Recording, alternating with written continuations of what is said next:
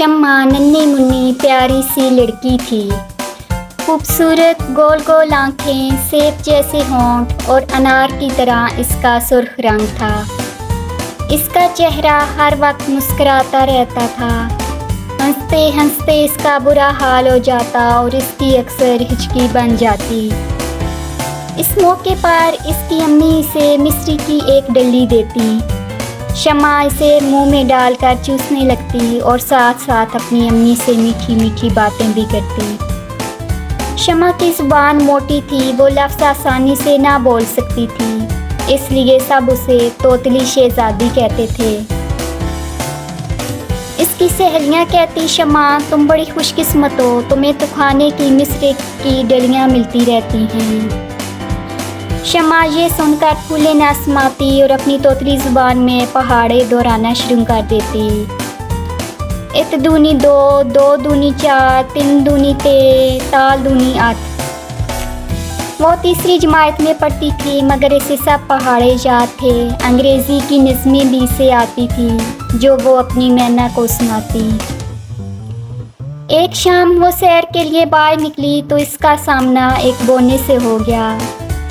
इसे देखकर तोतली शहज़ादी की हंसी निकल गई। हंसते हंसते इसे हिचकी आ गई। बोने ने ये हाल देखा तो इसकी भी हंसी निकल गई। वो इससे कुछ पूछना चाहता था कि इसे भी हिचकी आ गई। शहज़ादी ने मिश्री की डली मुंह में डाली और बोने से पूछा, क्यों मियाँ बोने, तुम्हें भी हंसी के साथ हिचकी आती है? बोने ने हाँ कहते हुए अपना सर हिलाया। शहज़ादी ने इसे मिश्री की एक डली निकाल कर दी। इसे चूसते हुए मियाँ ठीक हो गए और शहज़ादी से पूछने लगे, ये तो बड़ी अच्छी चीज़ है, मेरे दोस्तों को भी इस तरह हिचकी आ जाती है, तुम इन सबको ये चीज़ खिला दो। शहज़ादी ने कहा, क्यों नहीं, कल शाम को इसी वक्त तुम अपने दोस्तों के साथ बाग में हमारे घर आ जाना। बोना ये सुनकर खुशी खुशी अपने मकान की तरफ चल दिया। ये सब बोने मिट्टी के कच्चे मकान में रहते थे। घर जाकर बोने ने अपने साथियों को खुशखबरी सुनाई और कहा कि कल शाम को इनकी शहज़ादी के यहाँ दावत है। इधर तोतली शहज़ादी ने महीने में जो पैसे जमा किए हुए थे इनकी मिश्री खरीदी। इसकी अम्मी ने भी इसकी मदद की और शहज़ादी दावत के इंतज़ाम में मसरूफ़ हो गई। इसने एक छोटा सा टी सेट उठाया और शाम से पहले बाग में चली आई। खूबसूरत घास पर इसने दस्तरख्वान बिछाया। इस वक्त तक सब बोने वहाँ पहुँच गए। रंग बिरंगे गुब्बारे उड़ रहे थे। वो सब दस्तरख्वान के पास बैठ गए। तब तोतली शहज़ादी ने कहा कि दावत से पहले सब बारी बारी हंसे ताकि हंसते हंसते हर एक को हिचकी बन जाए और इस दावत का खूब मज़ा आ जाए। इसकी बात पर सभी की बेख्तियार हंसी निकल गई। फिर शम्मा शहज़ादी ने हर एक के सामने एक एक कप रखा। इसमें थोड़ा सा शहद डाला और साथ साथ मिश्री की एक एक डली दी, जिसे मुंह में रखते ही सबकी हिचकी जाती रही।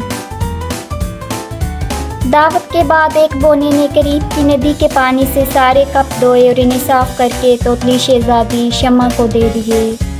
शम्मा ने इसका शुक्रिया अदा किया और फिर वो घर वापस चले गए। शम्मा सोने के लिए चली गई। रात को इसने बड़ा ही खूबसूरत ख्वाब देखा। एक बोना बारीक से तार पर नाच रहा था और बाकी बोने तालियां बजा रहे थे और खुश हो रहे थे। इस मंजर को देखकर शहज़ादी ख्वाब में हंसने लगी। सोते सोते वो हंसे ही जा रही थी। जब इसकी आँख खुली तो अम्मी करीब खड़ी थी। अम्मी ने पूछा, तू ख्वाब में क्यों हंस रही थी? इसने अम्मी को सारा ख्वाब सुना दिया। अम्मी बोली, ये ख्वाब तुमने सुबह के वक्त देखा है, ऐसे ख्वाब सच्चे होते हैं। दूसरे दिन शाम को इसे वही बोना मिला।